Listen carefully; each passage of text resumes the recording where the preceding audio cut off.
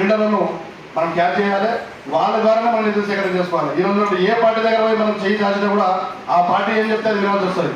కాబట్టి నిధులు ఎవరైతే ఇస్తారో విధులు వాళ్ళని డిసైడ్ చేస్తారు. కాబట్టి మన నిధుల సమీకరణ అనేది మన సొంతంగా మన సామాజిక వర్గం నుంచి వచ్చే విధంగా ప్లాన్ చేయాలి. ఆ విధంగా నిధుల సమీకరణ చేసుకుంటూ అదేవిధంగా ఇప్పుడు ప్రధాన ప్రతిపక్షం ఏదైతే ఉంది తెలంగాణ రాష్ట్రంలో అంటే గిరిజన విద్యార్థులు లంబాడీల పోవడం సమితి. ఈరోజు ప్రధాన పార్టీలు ఏదైతే ప్రతిపక్ష పార్టీలు ఉన్నాయో వాళ్ళు ఎవరు క్వశ్చన్ చేయలేకపోతున్నారు. గిరిజన లంబాడీలకు ఇది కావాలి, ఈ రిజర్వేషన్లు కావాలా, రేపు తన గ్రామ పంచాయతీ లేకపోతే గోర్బోలి భాషన, రేపు శివరామ జయంతి సెలవు దినమా అనేది ఈ రోజున ప్రధాన ప్రతిపక్షాలకు క్వశ్చన్ చేయలేకపోతున్నాయి.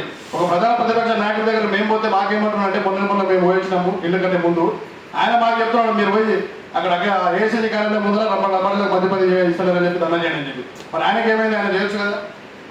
అంటే ఆయన కూడా తెలుసు అనమాట ఏంటంటే వీళ్ళు చేస్తేనే అది సాధ్యమవుతుంది అని ఒక పార్టీకి ఒక పెద్దల పేరు చెప్పొద్దు. అలాంటి వ్యక్తే ఈ యొక్క విద్యార్థి సంఘం ద్వారా లంబాడీ సంఘం ద్వారా మీరు చేస్తేనేది అని చెప్పి వాళ్ళు చెప్పడం జరిగింది. ఆ విధంగా చెప్పిన దాన్ని బేస్ చేసుకుని అన్ని కార్యక్రమాలు అంతకుముందే మనం చేసాం ఆల్రెడీ, అయినా కూడా చేస్తూ ఉన్నాం. ఈరోజు ముఖ్యమంత్రి రేవంత్ రెడ్డి గారు కూడా చెప్తా ఉన్నారు లంబాడీలకు మంత్రి పదవి ఇవ్వడంలో ప్రాబ్లం లేదు, కాకపోతే మంత్రివర్గాన్ని రిజర్వ్ చేసి పెట్టడం జరిగింది. ఎక్కడ సెంట్రల్లో రాహుల్ గాంధీ దగ్గర రిజర్వ్ చేయడం జరిగింది. అంటే ఆపడం జరిగింది. అంటే ఎవరికి ఇవ్వాలో వీళ్ళకి ఇస్తాం రేపు నాడు ఏమవుతుంది అని చెప్పి.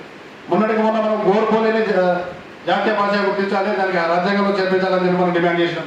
దాన్ని వెంటనే అసెంబ్లీలో తీర్మానం చేసి అంటే మనం ఏదైతే పిలుపు తీసుకుంటున్నామో ఆ పిలుపును ప్రభుత్వాలు వెంటనే స్పందిస్తున్నాయి. మనం ఏదైతే ధర్నా చేస్తున్నామో మనం వృధా చేస్తలేము. ఏ ధర్నా చేసినా దాంట్లో ఒక్కటి వచ్చినా 100 మంది వచ్చినా దానికి వెంటనే రిజల్ట్ అనేది మనం చూపిస్తాము. ఇంతకుముందు కొన్ని ఏళ్ళు పట్టేది ఏదైనా ఉద్యమాన్ని సహకారం చేసుకోవడానికి. కానీ రిజర్వేషన్ ఉద్యమం చూసుకుంటే ఒక 10-20 ఏళ్ళ పోరాటము గ్రామ పంచాయతీ కూడా 17 రూపాయలు. దాని తర్వాత ఇప్పుడు జరుగుతున్నటువంటి పరిణామాలు మనం చూస్తే గోర్బోలి కానీ శివరామ జయంతికి సెలవు దినం కానీ గిరిజన యూనివర్సిటీ కానీ 4 లక్షల ఎకరాల 3 పట్టాలు కానీ మిగతా ఎక్కడైతే సమస్యలు అయితే ఉన్నాయో చిన్న చిన్న సమస్యలు తండలో కానీ గ్రామాల్లో కానీ ఉన్నాయో ప్రతి ఒక్కటి ఎప్పుడైతే మన గిరిజన విద్యాసంఘం లంబాడీ గొంతు తెచ్చి అరుస్తుందో గొంతు తెచ్చేసి ఉద్యమాన్ని నినాదం తీసుకుంటుందో వెంటనే ప్రభుత్వాలు స్పందించి అరే వీళ్ళకి చేయాల్సిందన్నీ చేసేస్తున్నాం, పెండింగ్లో పెట్టడం లేదు, వాళ్ళని ఎత్తిమే పెట్టుకోవడం లేదు. ఎందుకంటే వాళ్ళని ఎత్తిన పెట్టుకుంటే రేపటి నాడు అధికారం దిగజారిపోయే పరిస్థితి ఉందని చెప్పి వాళ్ళకు కూడా గ్రహించారు. కాబట్టి ఈరోజు ఏం జరిగినా ఈ యొక్క రాష్ట్రంలో ఉన్నటువంటి మనం 6,740 కులాల దేశవ్యాప్తంగా 1,00,000 సంఘాలు ఉన్నాయి. కానీ నిలబడే సంఘం ఏదైతే ఉంటుందో అదే నిలబడుతుంది, పోరాట సంఘం ఏదో అది పర్మనెంట్గా ఉంటుంది. ఈ విధంగా ఈరోజు అప్పటి నుంచి 25 ఏళ్ళ నుంచి 24 ఏళ్ళ నుంచి ఈ యొక్క విద్యార్థి సంఘం పనిచేస్తూ ఉంది. నిలబడిందంటే ఇక్కడ ఉన్నటువంటి ఎంతో నిజాయితీ గల నాయకత్వం ఇక్కడ ఉంది కాబట్టి, నిజాయితీగా పనిచేస్తుంది కాబట్టి ఇంతవరకు నిలబడింది, భవిష్యత్తులో నిలబడుతుంది, నిలబెడతాం. ఆ విధంగా పనిచేస్తున్నాం కాబట్టి ఈరోజు రాష్ట్ర ప్రభుత్వాలు కానీ ప్రతిపక్షాలు కావచ్చు ప్రజలు కావచ్చు అందరూ దీన్ని గుర్తిస్తూ ఉన్నారు. కాబట్టి ఇప్పుడు కొత్త నాయకత్వం ఏదైతే వస్తున్నారో దీన్ని పేరు చేసుకొని క్రమాలకు పాల్పడకుండా అవినీతి లేకుండా నిజాయితీగా పనిచేసినట్లయితే డెవలప్ కావడానికి కొంచెం టైం పట్టవచ్చు, కానీ పేరు రావడానికి టైం పట్టవచ్చు, కానీ నిజాయితీ అనేది ఎప్పుడు నిలబడి ఉంటుంది, అది జీవితాంతం ఉంటుంది, చచ్చిపోయిన తర్వాత కూడా ఉంటుంది. మనం ఈరోజు శివరామ జయంతి ఎందుకు వేస్తున్నాం అంటే ఆనాడు ఆ టైంలో ఆయన ఎంతో కష్టపడ్డాడు, ఎన్నో ఉద్యమాలు చేసి ఆయన మన జాతి గురించి అని చెప్పేసి.